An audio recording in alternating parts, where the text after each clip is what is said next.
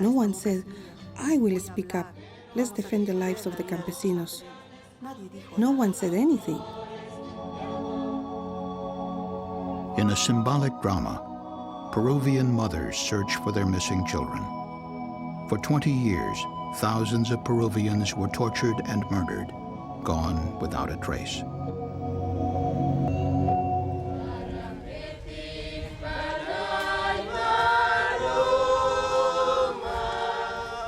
For 24 years, people are not allowed to talk about their suffering, to talk freely and publicly.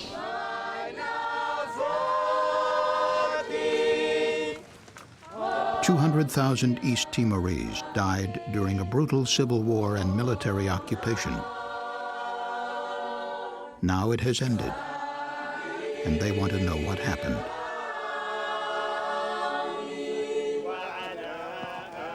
In Morocco, previously unmarked graves of victims killed during decades known as the Years of Lead, the rule of the gun.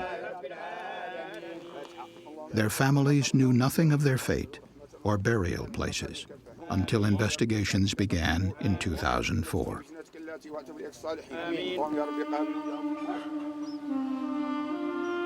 Though conflicts end, memories and pain persist. Victims want their suffering acknowledged. They want to speak about subjects that have been forbidden. Victims of massive human rights abuses demand justice.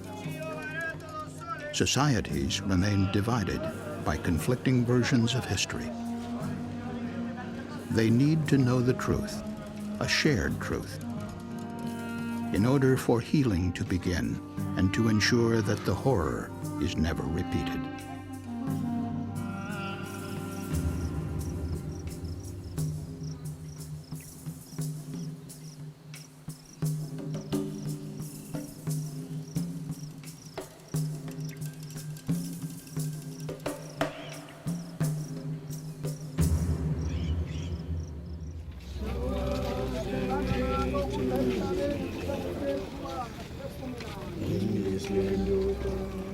The violence of South Africa's apartheid era has ended, but the legacy of racial conflict will be remembered for generations.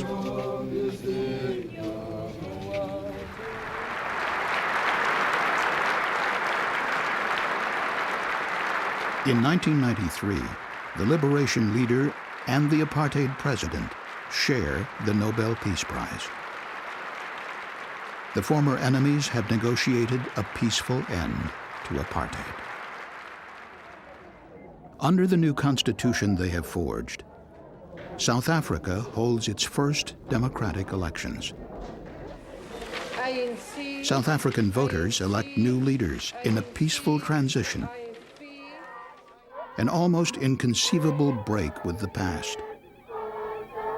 But the celebrations cannot erase memories of apartheid's oppression and misery.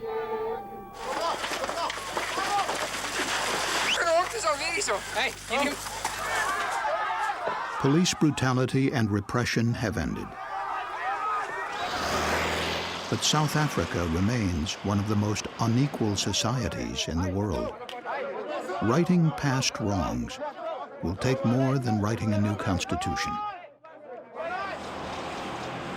South Africa shifted from a very violent, oppressive regime overnight almost to a new democracy. And one had to nurse that fragile democracy very, very carefully. It was highly at risk. It was not like South Africa was won through the barrel of a gun. People walked, freedom fighters walked and took over the government, and therefore Nuremberg-type trials emanated. No, it was not like that.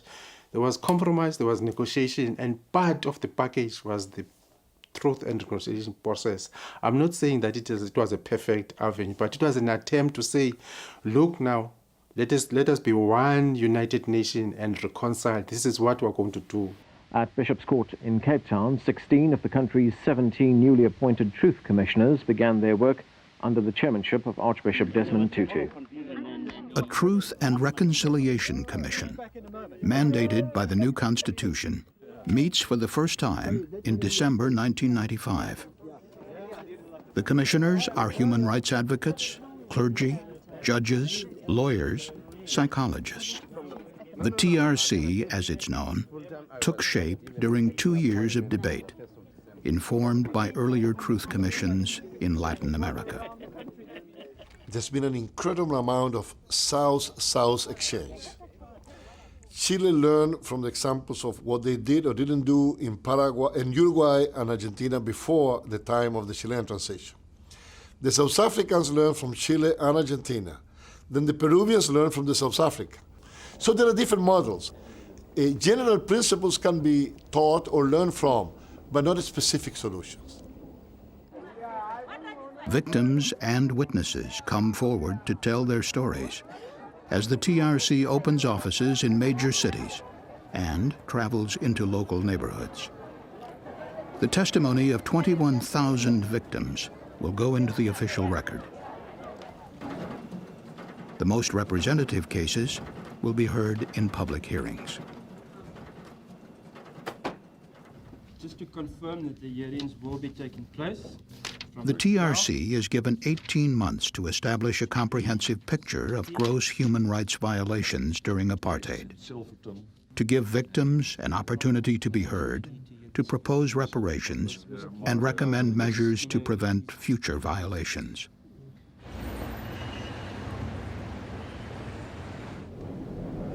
Your Grace, Chairperson of the Truth and Reconciliation Commission, I report that the office of the Commission in the region of the Eastern Cape.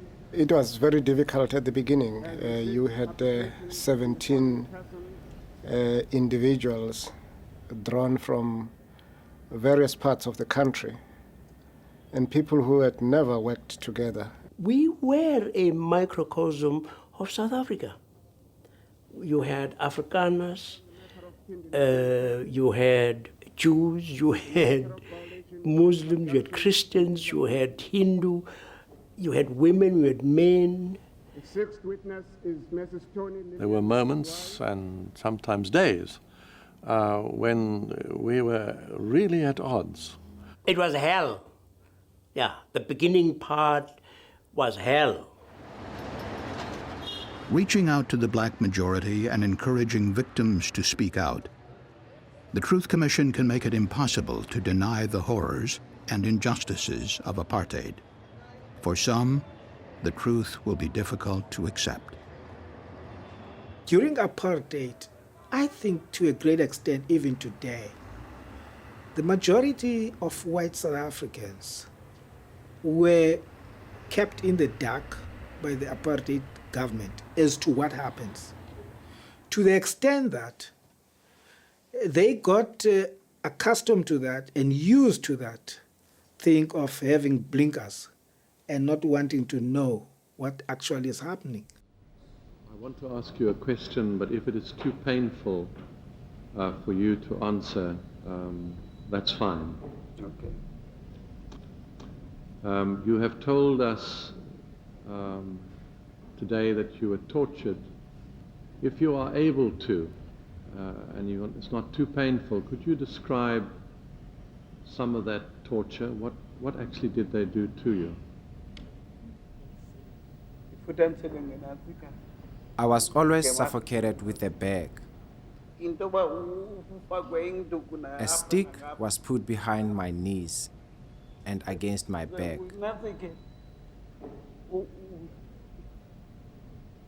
During that period, I was suffocated, so that I couldn't move at all.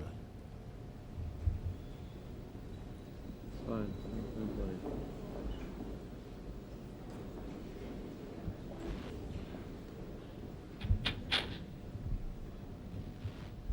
Mr. Malkas, thank you very much indeed for coming. Thank you very much. That adjourns the proceedings for today. We will start tomorrow at 9 o'clock. Thank you very much indeed. For someone like the Archbishop, he actually every single day of his life in the Commission, he pondered over how this process was going to lead to reconciliation. And I think what you struggle for is the kind of social context in which people who do not trust each other find ways of living together. The question of whether they will ever understand each other, that's not something you deal with in one generation. That's intergenerational. I'm not going to ask you to go over what happened because I think it's very, very painful for you. But you've come to the Commission to tell your story, and we'd like to hear from you about what you want the Commission to do for you. If I can find an answer to this question, how do you go about forgiving this person who is a cruel murderer, who killed a defenseless person? We kid ourselves if we say bygones are going to be bygones. The past remains, and unless you did what we thought we had done, look the beast in the eye. That beast is as sure as anything going to come back to haunt you. Mrs. Godolosi, you are here to testify and to give evidence about the disappearance of your husband, Kakauli Godolosi. South Africa's public hearings are broadcast internationally, with such an impact that most subsequent truth commissions adopted the practice.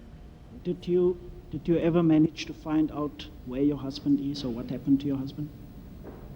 Oh, we could not get any information besides the information that we got from the people who were also in the cells. We do not have the desire to get the truth. It was to set the record straight on certain matters, because there were a lot of things that have happened, which a lot of people were unsatisfied because they didn't know what happened. And that's what was critical, to know what happened. Tell us. What happened at Post Chalmers remained secret for 12 years. 3 activists were kidnapped, brought here, tortured, and killed. Relatives of the victims learned the truth from one of the perpetrators, who agrees to tell the story in return for amnesty. Gideon Nieuwoud is a former detective sergeant. Captain Van Zyl het vir meneer Haase Captain Van Zyl shot Mr. Haase geweer geskiet. with a .22 caliber gun. Hy het die geweer aan my oorhandig. He handed the gun to me, Waar ek op my beurt vir meneer Godolosi. after which I in turn shot Mr. Godolosi. En meneer Lots het vir meneer And Mr. Lutz shot Mr. Galela. geskiet. En ons het al 3 die oorledenes. He placed all 3 of the deceased on a pile of wood.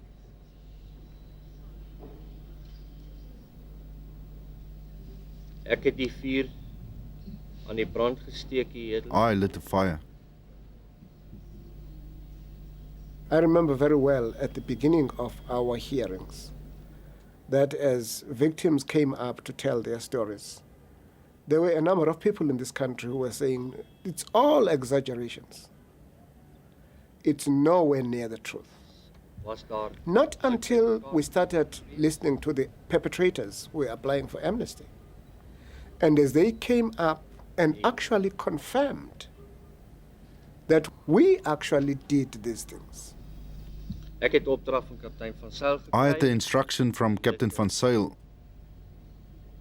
Vernietig wat ek gedoen to het. destroy the evidence of what I had done. I took them to the Fish River just before Craddock. Nieuwoud is one of 7,000 former security and government officials who seek amnesty, which will be granted only for politically motivated violations and only if they testify fully and truthfully. What you kept finding people say is, look, they are letting these guys off scot-free. What about justice? This Commission cares about justice, but it is not retributive justice. It is restorative justice. In those other occasions, did you ever assault him or had to assault him? No. Why was it the case this time? Perpetrators apply for amnesty because the threat of prosecution is credible. The Truth Commission is not a substitute for the courts, and trials for apartheid-era abuses are underway, even while the Commission is at work. If amnesty is denied, prosecution may follow. Mr. Jack will say that he was assaulted on other occasions, and that involved you. No, I deny that. Whether he lied to us or not, it was not about him. The DRC process was meant for national reconciliation and unity. It was not about him. South Africa needs or needed to reconcile and unite despite Nivo, despite what he said.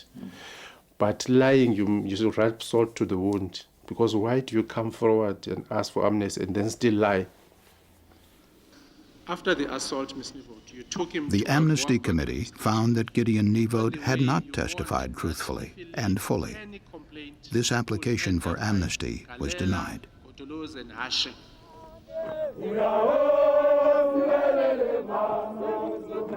The amnesty program remained controversial and was widely criticized. Only 12% of applicants were granted amnesty, and no other Truth Commission before or since has offered an amnesty program. The problem with the South African Commission example is that those who decided to take their chances and not testify had not been prosecuted. So the model is a little bit tainted as an example for future reference, because some people may calculate maybe if you just wait them out and you take your chances, you end up with the best of both worlds. You don't suffer any shame and you're not put in prison either. That was, I think, a failure of the Commission. But having said that, the Truth Commission was seminal in South Africa in establishing as a cornerstone of the country's new life the idea of truth, ethical concerns, and consideration for the rights and dignity of the people that have been traditionally dismissed, excluded, persecuted. The TRC understands that documenting individual violations is only a first step. They look for patterns of abuse and at less dramatic but more pervasive violations suffered by the entire population. Administrative acts, legislation passed by Cabinet, actions of the State Security Council, these, in a sense, were the real business of apartheid that devastated not just a select group of survivors, but every black South African. And in some ways, I think that the risk existed that the Truth Commission, because it focused on this narrow band of violations, in a way almost failed to recognize the everyday evil, the way in which race, class, and gender were self-explanatory tools in understanding patterns of violence and violation under apartheid. We were aware of what these violations were. What we're attempting to say here is that we didn't do enough. A series of hearings examines the actions and failures to act of the legal and medical professions, the business sector, the media, the whole social system that made apartheid possible. You were the prosecuting authority. Did it not strike you as odd that over this period of time, so many people were dying in detention, in mysterious circumstances, where the police were consistently saying it had nothing to do with us? Our hands were chopped off. If a witness prefers to lie, and that lie is not broken, then those are the facts. Everybody who was involved in the legal profession, the judiciary, magistrates, attorneys, advocates, and academics, were all complicit. The only thing we need to do is to just treat the patient. Even if we see people being tortured, we must just keep quiet. This was the instruction for the hospital management. The World Medical Association quotes that the supreme guide of the doctor is his conscience. How many of us have been true to our conscience?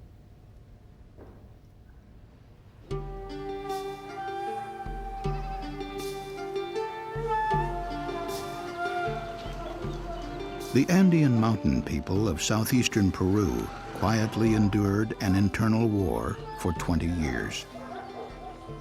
Living in remote areas, they remained isolated and invisible to Peru's elites. Most do not speak Spanish.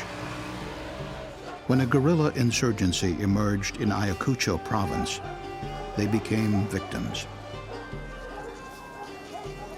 It was no secret that thousands died, but the details of how they were killed, their burial places, and the identity of the perpetrators were suppressed.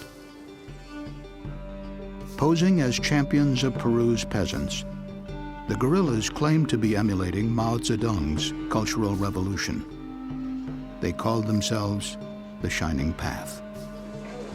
In 1980, rebels launched a wave of gruesome executions.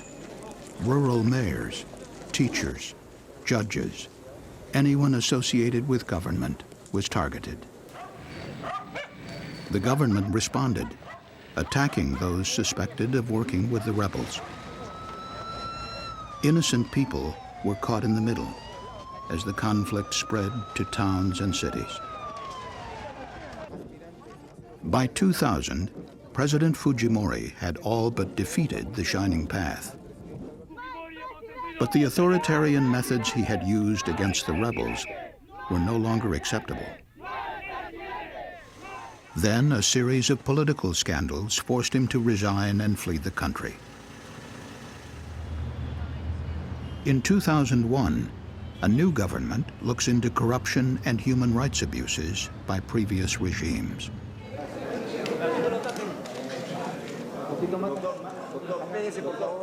A Commission of Truth and Reconciliation is established to examine the 20-year trauma. Of the 12 commission members, 11 have spent their entire lives in the capital, Lima. Their proceedings are in Spanish. Only one of them speaks Quechua, the language of the Andean people who suffered most.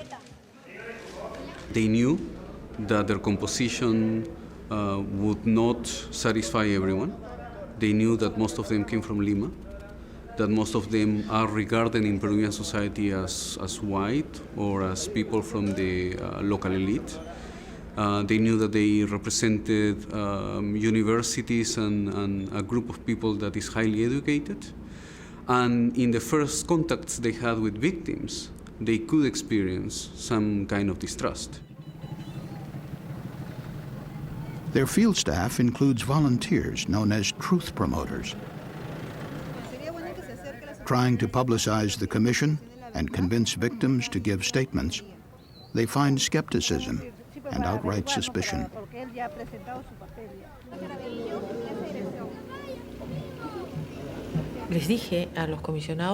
I told the commissioners that the way to start work was by doing a tour all around the country and in the most affected areas. To introduce ourselves to them and tell them what our work would be, but we had to go where they were. For 2 years, the commissioners and their staff make countless trips to the Ayacucho region, stronghold of the Shining Path, a place where thousands had died, while hardly anyone in Lima noticed.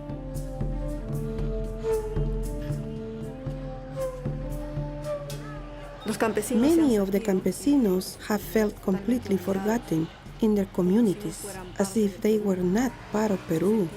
They felt alone. While people live one way in Lima, they live very differently in the country. No one said, I will speak up. Let's defend the lives of the campesinos. No one said anything.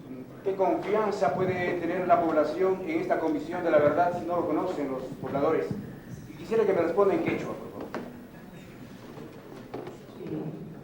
A mí, como peruano, me enseñaron castellano. No hablo quechua y por eso no dejo de ser peruano. Y al no hablar quechua, no me hace tampoco de ninguna manera una persona que no tiene total respeto sobre otras culturas. Y creo que así como usted ha sido tan amable de hablarme en mi idioma, igual a las personas que hablan quechua tendrán que hablar en su idioma. Presidente Dr. Salomón Lerner, rector de la Universidad Católica. For the victims, the very presence of Lima's elites in their midst, listening respectfully to them, is a novelty. They want to hear about financial compensation, but they are wary of the Commission's intentions and resistant to notions of reconciliation. Y es alarmante y desesperante a veces tener que escuchar esa palabra, esa palabrita, reconciliación. ¿Podrán los miembros de la Comisión de la Verdad en algún momento, es decir, sentarlos a los monstruos que victimaron a nuestros seres queridos, con nosotros, que somos los familiares, y decir de repente, señora Doris, en este caso, tal fulano es responsable de la muerte de su esposo, él lo mató, él le atravesó el fal por la boca y una serie de cosas más, y usted tiene que reconciliarse con el Señor? Entonces yo me pregunto, el monstruo, la bestia, se sentará con el ser humano, con la señora Doris Kaki, y podrán llegar a una reconciliación. No puede ser entendido. Reconciliation cannot be understood as harmony established between victims and perpetrators. That is a utopia. It is the re-establishment of the social contract, a new way of understanding each other among Peruvians, of respecting each other, a new way in which the state should act in front of society. Pues pedimos justicia a los culpables, a estos señores que en esa época ellos han sido dueños del mundo. Demands for trials and punishment are natural.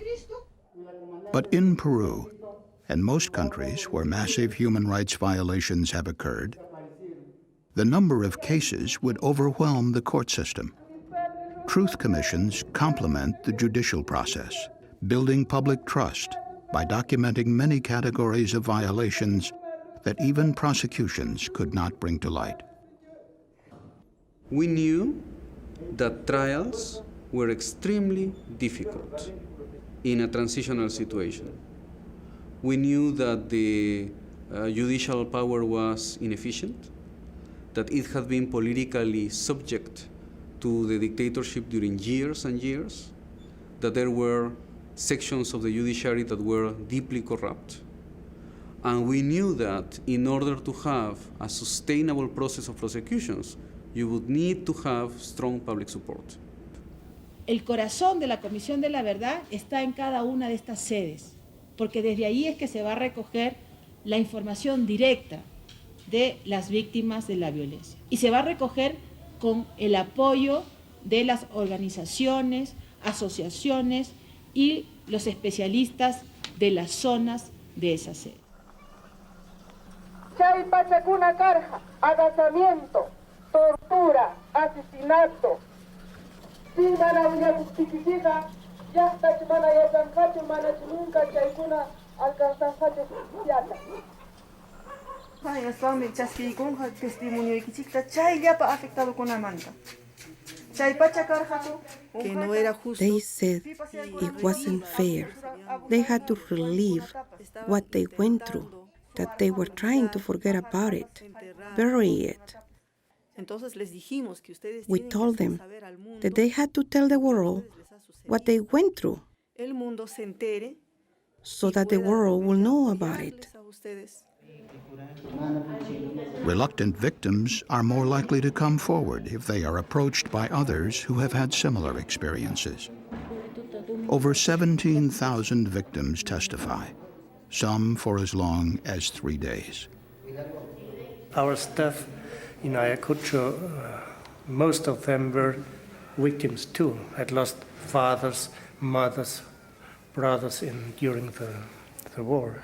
And it was another problem for the psychologists, that they don't overreact, They maintain the distance, for it's a professional work.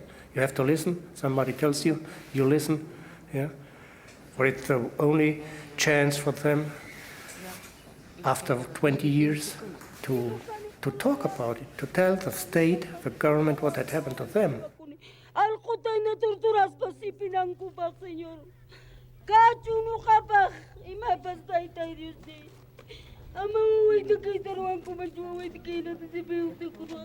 Pero ¿cómo se encontró a su hija acá muerta? ¿Cómo así se enteró que estaba aquí? Ya hemos encontrado en medio enterradito nomás. Pero ¿cómo así se enteró que estaba aquí? We were studying violence, a very specific phenomenon. And moreover, we were studying human violence, something that certain people did out of a motive, something that certain people decided to do.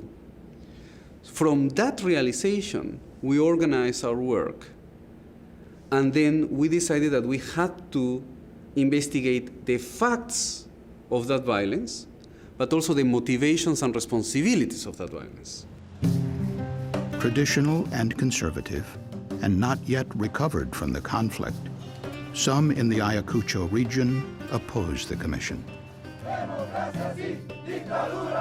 Protesters attempt to discredit the commission, which threatens to expose the atrocities committed by all parties.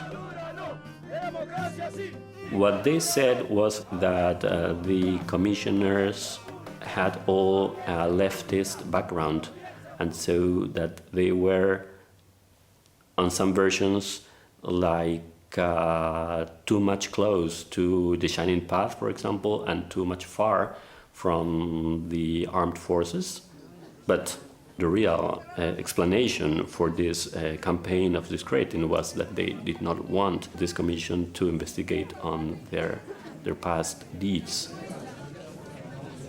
I bring you today a message of solidarity from the President of the South African Truth and Reconciliation Commission, Archbishop Desmond Tutu. Les traigo un mensaje de salud y solidaridad del presidente. We had studied the experience of other commissions, and we saw videos of the South African Commission and the Nigerian Commission. We were sitting there and watching the videos, and then one of us, I don't remember whom, says, "This looks like a trial." And we don't want something that looks like a trial. Nosotros las concebimos desde un principio. We conceived them from the start as solemn sessions. The public hearings were not a spectacle. They could not be a spectacle. They could not be simple interrogation, as in a court. The public hearing had only one protagonist, the victim who was testifying.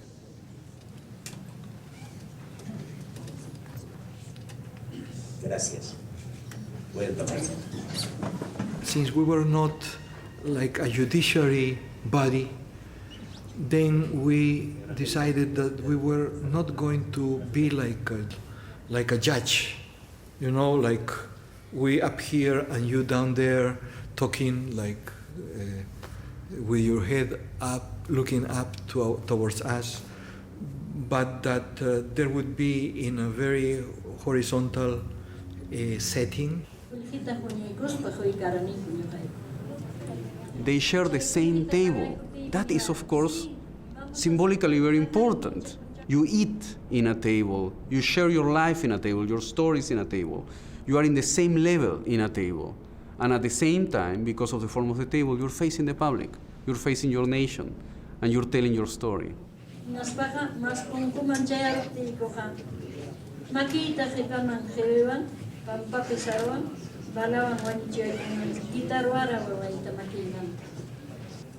Chaynantam chay 15 días kama purirani lukahina hinaptinmi waway apachimuasqa kay papelita chanta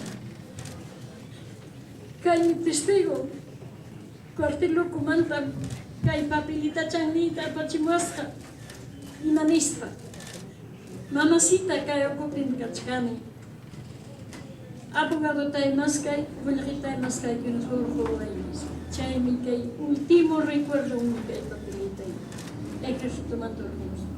¿Cómo habrá muerto mi mamá? Ella no se merecía eso. ¿Por qué? ¿Qué éramos nosotros para merecernos esto? No, señores, ojalá que se haga justicia. Les ruego a todos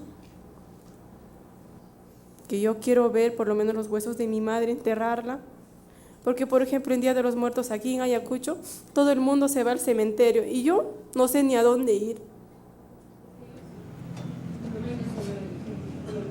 Cameras bring victim testimony to those who can't find seats in the hearing room and to a national television audience, drawing millions into the truth-seeking process. As in South Africa, the immediacy and credibility of first-person accounts are impossible to dismiss or ignore. It was amazing at the very beginning how Peruvians didn't know what happened. It was just surprising. I mean, people didn't have any idea that thousands of peasants were dying in 300 kilometers away from Lima. So the gaps was so huge that we thought that only a shock therapy could work. And the public hearing was a sort of shock therapy. El secretario general de Centromín me manda a llamar a su casa. Me dice, señora Doris, yo le he mandado a llamar porque quería contarle lo que ha ocurrido con el compañero Teófilo Rímac. A su esposo lo han matado, señora, me dice. A él lo han torturado duramente. Él tenía toda la mandíbula destrozada, tenía las costillas rotas, tenía fractura por todos lados. Lo han introducido el fal por la boca hasta donde han podido. Le han introducido el mango de la escoba por el recto. Each story, each life story, each testimony was like an apocalypse in itself. And you could see the individual human suffering, the community's suffering, and at the same time, of course, the numbers. 3 months into its work, the Commission begins exhuming mass graves.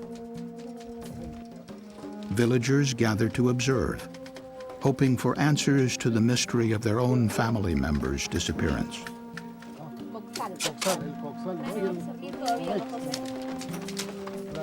Exhumations were more covered by media than hearings. And we had then an ethical discussion. Whether we explode this and we did more exhumations in terms for the Commission work be known, or we have to be very prudent in that. We chose to be very prudent. Forensic examinations of human remains, establishing the violent causes of death, erase all doubts about what took place. Bureaucratic and political conflicts stop the exhumations after only 3 sites have been explored.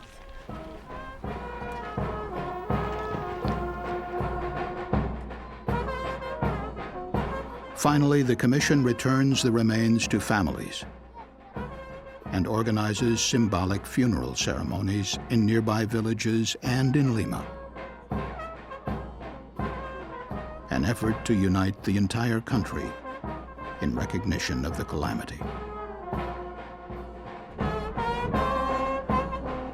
The day before the identification of the remains, the widows were all dressed in their normal day-to-day dresses. The day we gave the bodies to them, they were all dressed in black. For the first time in 20 years, they exercised the right to mourn.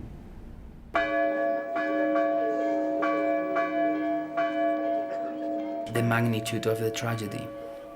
I couldn't imagine that 70,000 Peruvians could die and the system just don't notice. That was the most striking thing. The day our database team told the figure, I said, it can't be. You are wrong. It's impossible. And when I was convinced, I felt devastated. This is my country? I don't know my country. Nobody had cleared the level of cruelty, the level of horror, of this violence. We knew things happened, but we didn't know the level of atrocity. So we had our moments, all of us, we had our moments, Y sí también tengo un dolor por haber pertenecido y seguir perteneciendo a un estrato de la sociedad que vivió ausente, que no quiso ver, que no quiso entender que todas esas personas, hermanos que somos como nosotros, estaban sufriendo. Como no eran las personas, sus vecinos, no era la gente del barrio, no importaba. Por todos ellos, yo les pido perdón. A mamá Angélica que está ahí, y a todas las mujeres, y a todos los niños, huérfanos, a todos los hombres que han sufrido, a todos ellos, yo les pido perdón.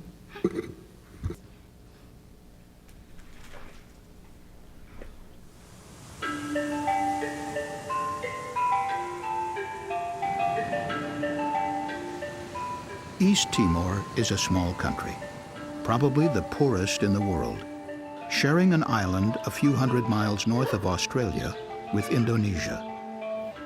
For 400 years, this was a colony of Portugal. When Portugal withdrew in 1975, rival Timorese factions fought for control.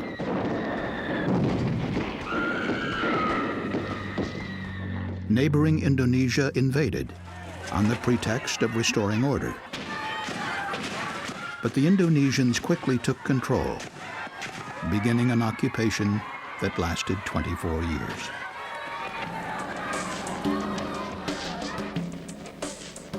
In a UN-supervised referendum, the people of East Timor voted for independence in 1999.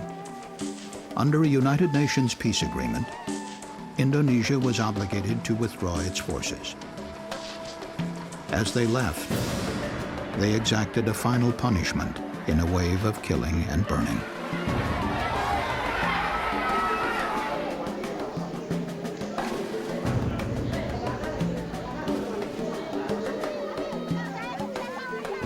The early states, when the invasion started, that's the Holocaust that came to East Timor. Talking about the massacres, the killing, atrocities by the Indonesian, or in the story of East Timor is all important, including 1999. I said in 1999 also important, it's only a very small part because of these international communities there and witnesses it.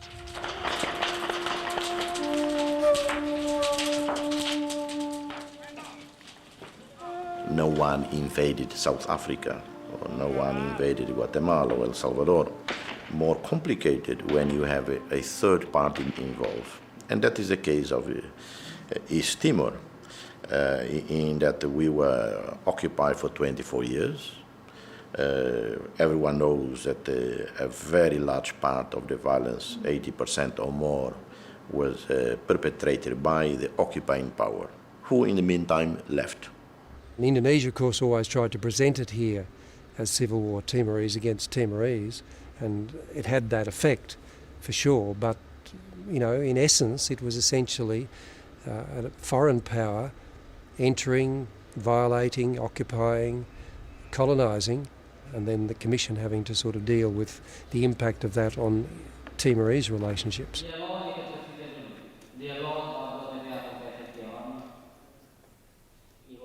Speaking in public or in interviews with Commission staff, 7,000 victims take part in compiling a previously unrecorded history and documenting its causes.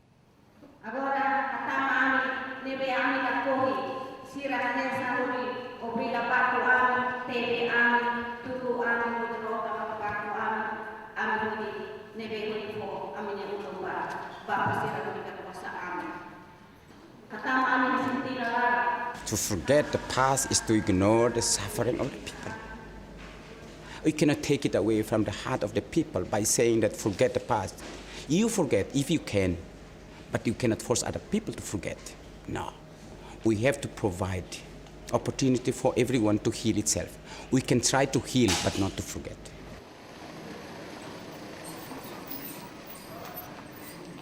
Hahusik tia kalsane nya kumesa hatoba hawia sementileten. Ia ema barak nya oin nya fotin nya samurai hokilat tau ia haunya hirus matan. Fote haunya ain rua tula ia nya kabasleten nya perkosa hau. Ia ema barak nya oin hanesa animal ain hat. Nya perkosa hau semana idan nya laran. Perkosa hau to hau hetan labari. Hau na wan makne. Hau sba imi hakarak apresenta hau na wan. Bele lormai. Liu sine bamai.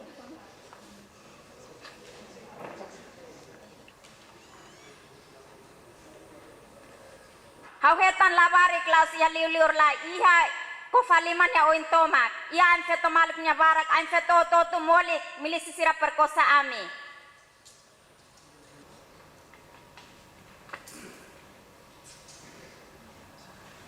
Hau hakarak uluk nanai hane mana ida hau di mana siraat kinari usu disculpa.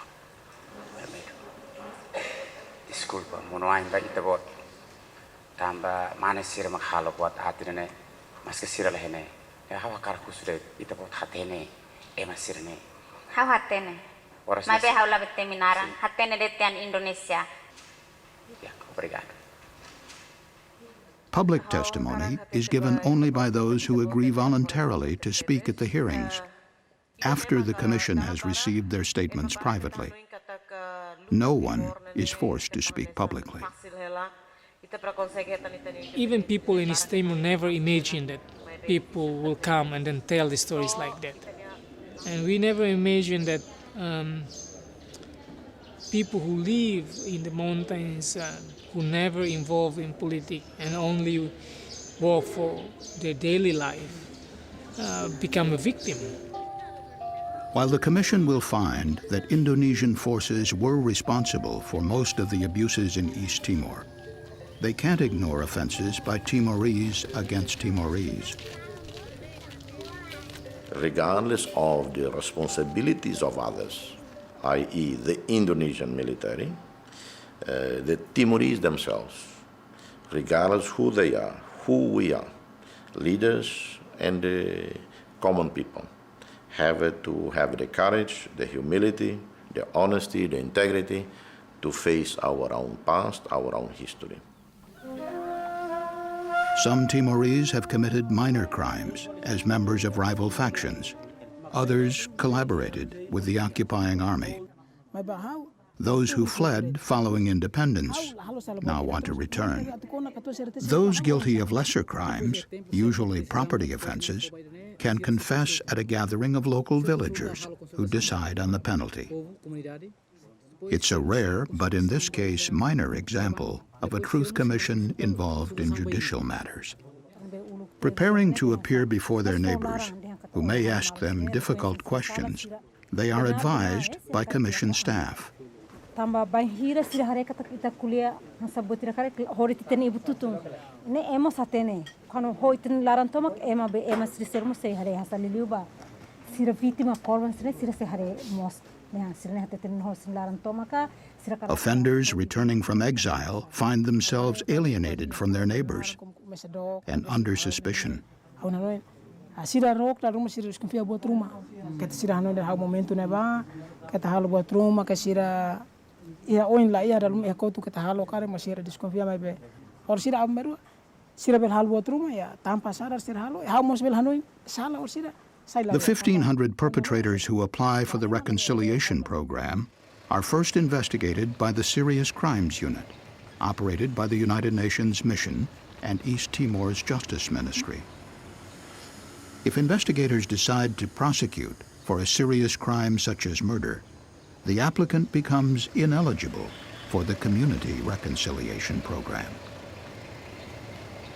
The idea was to refer any statement made by a perpetrator to the Office of the General Prosecutor for them to vet and any perpetrator who came forward voluntarily knew that their evidence would be examined by the legal system, and they would only proceed if the legal system gave the green light.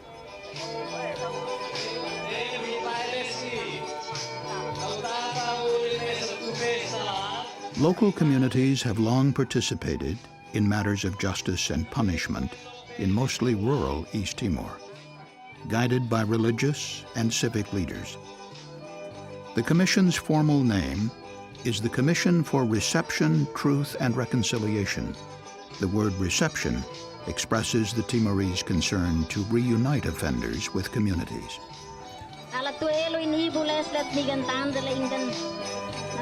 One thing that makes this commission different with another commission, that in the reconciliation process we use what is already exists for 100 years, the culture of East Timor and the combination with the legal system.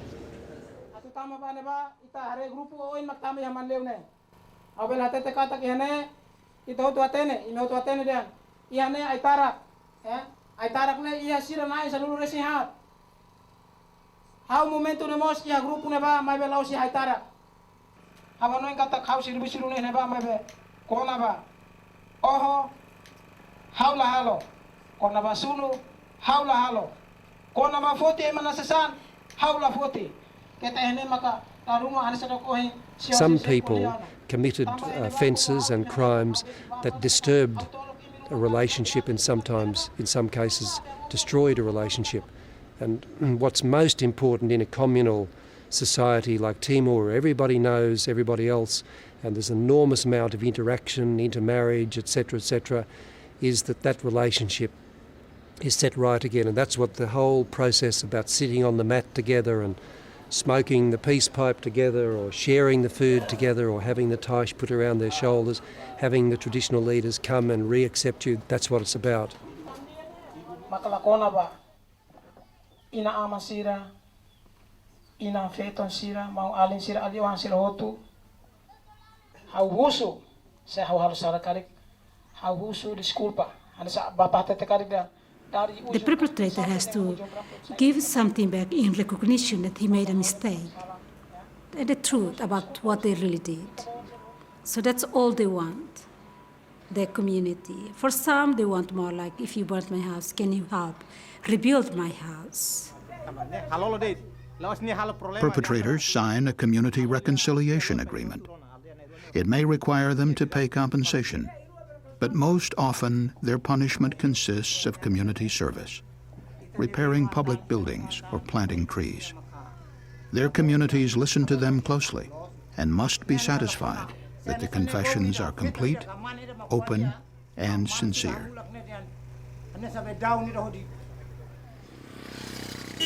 At Commission headquarters in late 2003, hearings explore violations committed by the factions Fretilin and UDT. Public pressure has compelled the faction leaders to acknowledge the faction's abuses for the first time.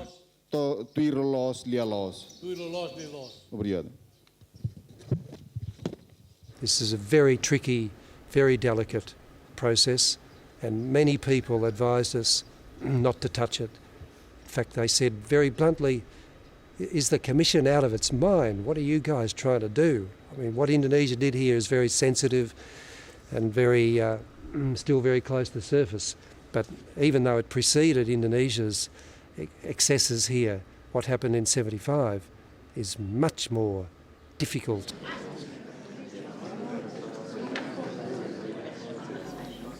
É mahututu cara que tem história, é mahututu cara que quer que história raci. To hoje hore, maior parte turine colia maca. Hututu na sala. E o cara que tu começa a tu hatete bem mihutu. How sala. Responsabilidade how nia.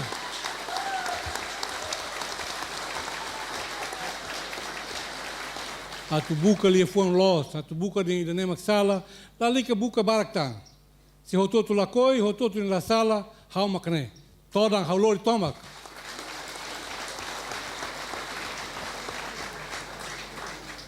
Halo com que no fim ita hasoro fila fale mal. ita manante adoni funu idane maki importante mas malok barak ita husikel te bakoto funu idane hanesa agentes do processo hateten orsei korbai rua horbai tolo hateten katak udete ninian mas o fretlin mas o fretlin e fretlin ho fretlin mas o mal how lori fretlin yanaran hanesa presidente da fretlin husu desculpa ba família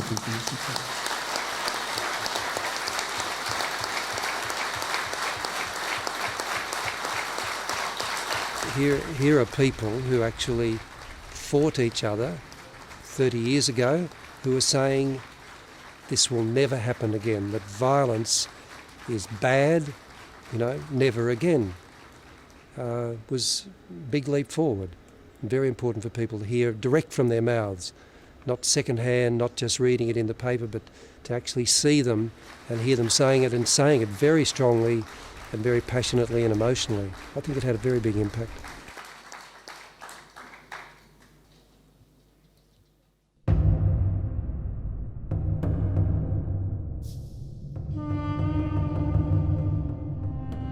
A network of detention centers, hidden for 40 years. 50,000 were imprisoned, tortured, sometimes executed. Labor leaders, Marxists, Islamists. Anyone perceived as a threat to the monarchy. Today, those who survived are visiting the places of their former captivity. They are starting to talk about their experiences for the first time. التعذيب والانواع كثيره يعني ماهوش غادي نقول انا بحقيقه يعقدني نقول له شو في التعذيب يتغي فيها ما تشبر سينيور قال قسنا الخنفره عايد غد اسكاس ربي او ندخل في عمر او In 1990, irrefutable evidence of the abuses became public. The king established a Council on Human Rights to gather documentation aimed at prison and legal reform. Survivors, families of the missing, and human rights advocates complained that the Human Rights Council was ignoring thousands of cases.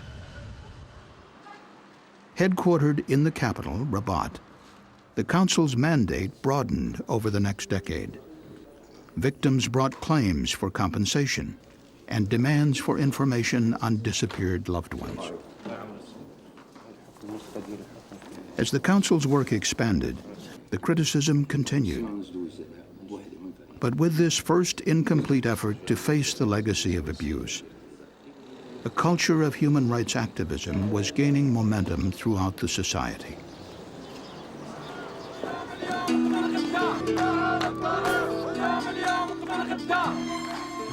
Protests by newly formed civic groups, led by former political prisoners and human rights advocates, created political demands to expose the truth. There's nothing like the action of civil society organizations, neighborhood organizations, union organizations, student organizations, NGO, churches, and newspapers, opinion makers of all sorts, to keep an issue alive. Particularly with the globalization and instantaneous communications now is very important. And at the same time, this is allowing the opinion of international public opinion to hear, to let their voice be heard. But the prime engine and motor is the public opinion.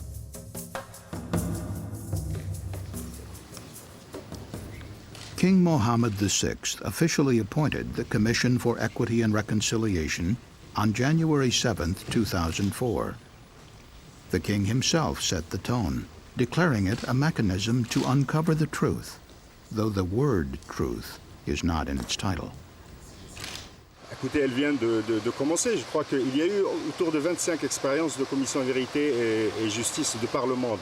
Chaque expérience est particulière, elle doit tenir compte des conditions locales, des conditions nationales, du rapport de force qu'il y a au niveau de la société et des institutions. Je crois qu'en tout état de cause, c'est la première expérience dans la région arabe, et selon ses résultats, selon son déroulement, je pense que ça transformera la réalité des droits de l'homme dans la région arabe. A royal decree establishes the mandate of the new commission. which holds a press conference. Driss Ben-Zekri, its president, was a political prisoner for 17 years. He explains their mission: to investigate all disappearances and arbitrary detentions. Reporters are aware of the irony. On the wall behind Ben-Zekri hangs the portrait of the king, whose father's crimes they will investigate. This royal decree was motivated by a clear political will. And I think it is the gateway to any attempt at reconciliation, fairness, and mending, and to guarantee not repeating these violations in the future. But also, it is the result of political and human rights dynamics witnessed by Morocco. And it didn't come about through any external pressures. Working from a central office in the capital, the Commission will take 18 months to complete its work. The 17 commissioners may not name individual perpetrators, a controversial limitation not imposed on all truth commissions. But they are required to determine the responsibilities of state organisms or other parties. Our mandate stretches from 1956 to 1999. 43 years are very, very long period. And we know today there were many serious violations of human rights. Torture, creation of detention centers, liquidation by non-state actors, or those covertly linked to or manipulated by young revolutionaries, and the majority of those actors have either disappeared or died.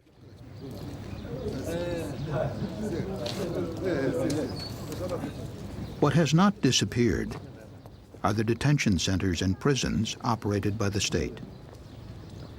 Political prisoners were kept in forts and prisons, but also in secluded homes and unmarked private buildings. Most of these facilities were never listed in government registries. With limited access to state archives, documents, and officials, observations from site visits are a means to corroborate testimony provided by victims, or to gather information when officials refuse to speak.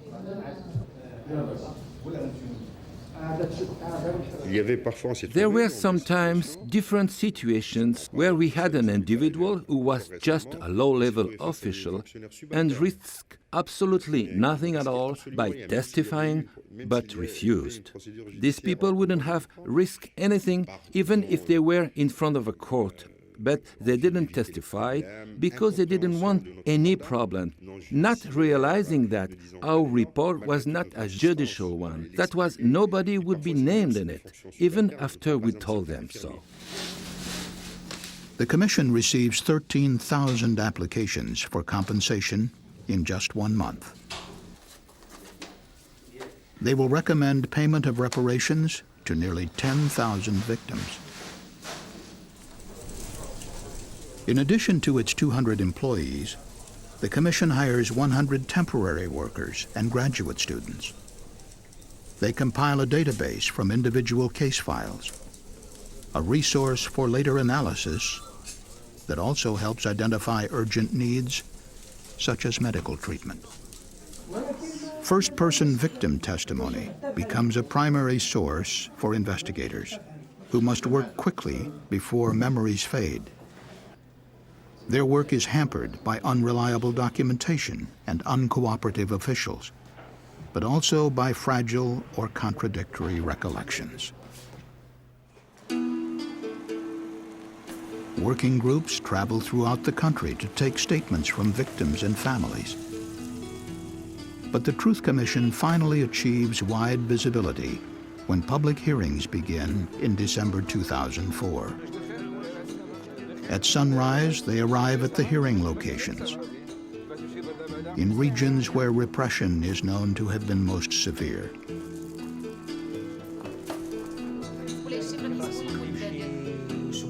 Meeting the victims who will testify, their preparations include briefings as well as medical and psychological evaluation.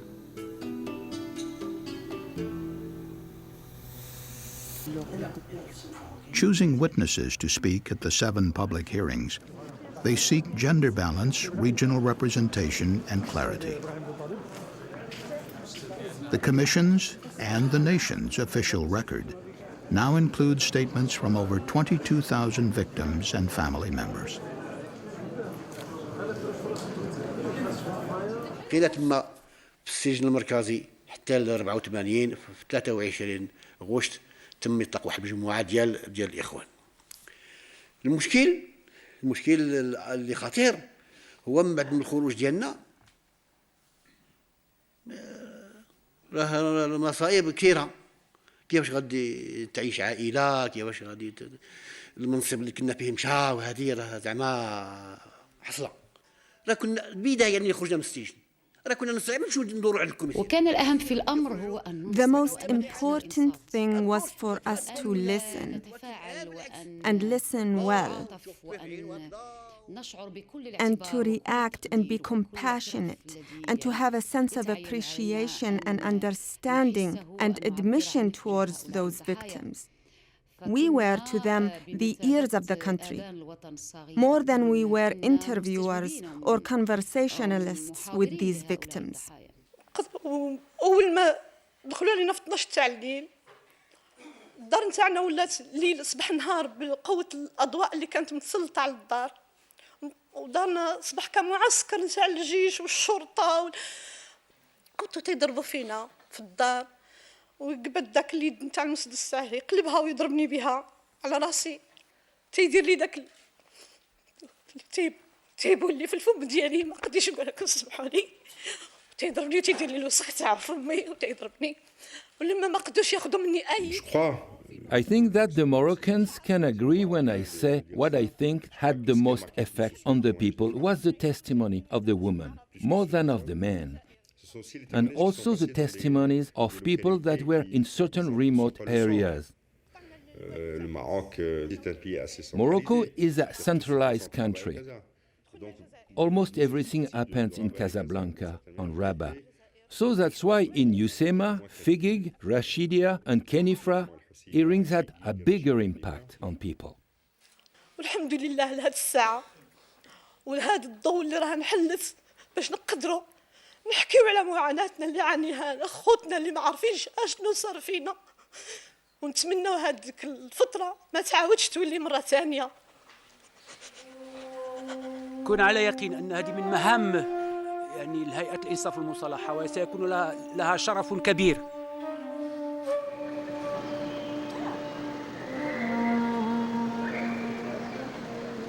As they complete their investigations, each commission submits a report. Their findings of fact, an attempt to explain why and how it happened, and recommendations to prevent similar abuses in the future.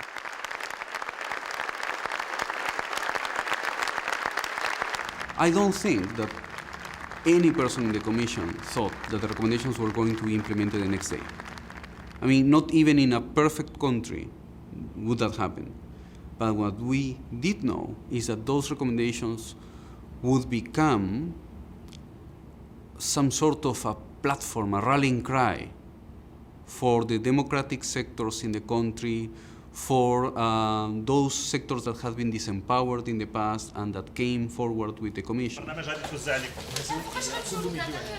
Truth commissions propose reparations and other measures to address the needs of victims, and constitutional and legal reforms to safeguard human rights. Based on their findings, they recommend broad reforms of the judiciary, police, and military forces. Sometimes the medical and legal professions, the media, even school systems that have been used to sow division and suppress history. Their report speaks not only to the powerful, but to everyone, making the whole society responsible for its implementation. What is really important for this commission is that we will write history of what happened in East Timor, and that should remain as a life memory for the future generation, and not to leave for them a black hole that for them will remain as something that they never know. The purpose of the Truth Commission, first and foremost, is to establish in an indisputable manner for the annals of the nation and for the education and edification of future generations and the present generations that these things happened and should never have occurred again. That's the important thing. In that way, you reaffirm the values that have been transgressed. And from denial, you move on to recognition. And then people feel that they can begin to tackle the task of the future because the past has been laid to rest more or less in peace.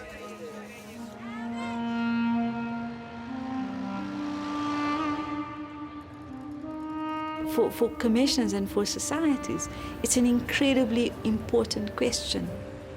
How do you develop a society which allows more people to take moral stands against what is happening? It's like this mirror that you hold up and you look into it and you say, where was I? What did I do? Is what I did enough? And in a strange way, the whole country, whether you liked it or not, you were part of that process.